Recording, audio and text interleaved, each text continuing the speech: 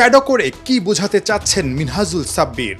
নামটা অচেনা লাগছে তো, লাগতেই পারে, কিন্তু এই অদ্ভুত আউটের ধরনটা আপনাকে এই ক্রিকেটারকে চেনাতে বাধ্য করবে। কিন্তু ঠিক কি হচ্ছে হোম অফ ক্রিকেটে, সেই উত্তরটা খুঁজতে থাকুন। এর মাঝে চোখ রাখা যাক সকালের একটা মুহূর্তের ছবিতে।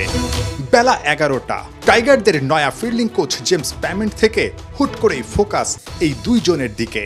খেলাযোগের ক্যামেরায় ধরা পড়ল আগের দিন বিতর্কিতভাবে স্ট্যাম্পিং হওয়া শাইনপুকুরের দুই ক্রিকেটার, যাদের গন্তব্য বিসিবির অ্যান্টি কারাপশন ইউনিটের কামরা।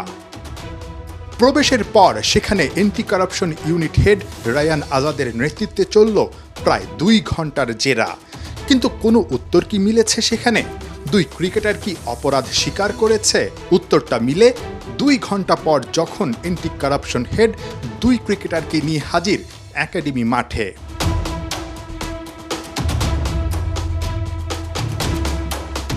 মিনহাজুল সাব্বির গতকাল ঠিক যেভাবে আউট হয়েছিলেন আপনারা দেখছেন একাডেমি মাঠে, সেই আউটটারই একটা কসরত করে দেখাচ্ছেন তিনি।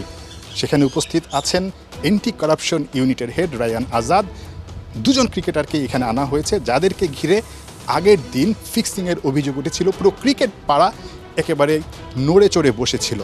সেই ক্রিকেটারদেরই পরীক্ষা নেওয়া হচ্ছে, বোঝার চেষ্টা করা হচ্ছে আসলে তারা কি সত্যিই ফিক্সিং করেছিলেন নাকি সত্যিকার অর্থেই ঠিক এভাবেই আউট হয়েছিলেন। দুই পাশে দাঁড় করিয়ে রাখা দুইটা ক্যামেরায় অভিনেতার ভূমিকায় দুই ক্রিকেটার, যে দৃশ্যের মঞ্চায়ন আগের দিনই করেছেন শাইনপুকুরের এই দুই ক্রিকেটার। অপরাধ স্বীকার করলে তো আর এই অভিনয়ের মঞ্চে আসতে হতো না। আকুর জেরা শেষে তাই তাদের দিতে হয়েছে অভিনয়ের পরীক্ষা। ইনভেস্টিগেশনের পর তাই ফাইনাল রিপোর্টেই জানা যাবে দুই ক্রিকেটারের ভাগ্যে কি ঘটতে যাচ্ছে। বিগত দিনেও অনেক কিছু হয়েছে, বাট এটার কোনো আনসার বা কোনো একটা সুন্দর উত্তর পাওয়া যায়নি। তা আমরা যখন ক্যাপ্টেন্স মিটিং করেছিলাম, আমরা আমাদের বোর্ডে বিপিএল নিয়ে কথা হয়েছে, ডিপিএল নিয়েও কথা হয়েছিল। আমরা পরামর্শ দিয়েছি যে আইসিসি থেকে অ্যান্টি করাপশনের কোনো মানুষ এখানে এসে ইনভলভ করা যায় কিনা, তাহলে এটা খুব তাড়াতাড়ি একটা সুন্দর একটা জায়গায় আসবে। আমি মনে করি যে এটা একটা খতিয়ে দেখা উচিত যে এটা ইন্টারন্যাশনাল কোনো একটা চক্র কিনা, যা বাংলাদেশ ক্রিকেটটাকে ধ্বংস করার জন্য। বিতর্কিত এই আউটের পর সাবেক ক্রিকেটার, ক্যাপ্টেন থেকে শুরু করে ক্রিকেট সংশ্লিষ্ট সবাই ক্ষোভে ফেটে পড়েছে। সবার শঙ্কা, এবার কি অপরাধীদের বিচার হবে যদি সত্যি সন্দেহটা সত্যি হয়ে থাকে। একটা ভালো মেসেজ দেয় ইয়াং ক্রিকেটারদের জন্য, আমাদের ফিউচার ক্রিকেটের জন্য। এটা আমাদের আমি মনে করি ডিপিএলটা বাংলাদেশের সবচেয়ে বেস্ট ক্রিকেট। তো ওই জায়গাটায় যদি আপনি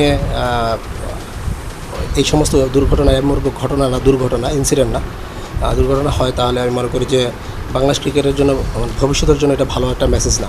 আমার মনে হয় যে দেখভালটা যেন লোক দেখানো না হয়, এটা যেন উপযুক্তভাবে শাস্তির আওতায় আনা হয়। আমি মনে করি পিছনে কি ছিল, কারা ছিল, সব কিছু যেন আসলে সামনে আনা হয়, মুখোশটা খুলে দেওয়া হয়, এই দাবিটা সবাই করছেন। তারই অংশ হিসেবে অ্যান্টি কারাপশন ইউনিট তাদের এই প্র্যাকটিক্যাল পরীক্ষাটা নিচ্ছে, বোঝার চেষ্টা করছে যে তারা আসলেই ফিক্সিংয়ের সঙ্গে জড়িত ছিল কিনা, নাকি আসলে সত্যিকার অর্থেই ম্যাচে দলকে জেতাতে গিয়ে ডাউন দ্য উইকেটে এসে তারা এভাবেই আউট হয়েছেন। সেটা বোঝার চেষ্টা করছেন। রেজাল্ট কি, সেটার জন্য অপেক্ষা করতে হচ্ছে। তবে যদি তারা আসলে ফিক্সিংয়ের সঙ্গে জড়িত থাকেন, তাদের আসলে বড় একটা শাস্তি অপেক্ষা করছে, সেটা বলার অপেক্ষা রাখে না। তারা যদি গিলটি হয়ে থাকেন, তারা যদি সেখানে সেটা স্বীকার করে থাকেন, সেটা তারা একরকম শাস্তি পাবেন। যদি স্বীকার না করে থাকেন, পরবর্তীতে আসলে যদি অভিযোগ প্রমাণিত হয়ে থাকে, তাহলে কিন্তু তাদের ক্যারিয়ারটা একেবারেই শেষ হয়ে যাবে। নাহিয়ান বিন জাসিম, ৭১, মিরপুর শেরে বাংলা জাতীয় ক্রিকেট স্টেডিয়াম, ঢাকা।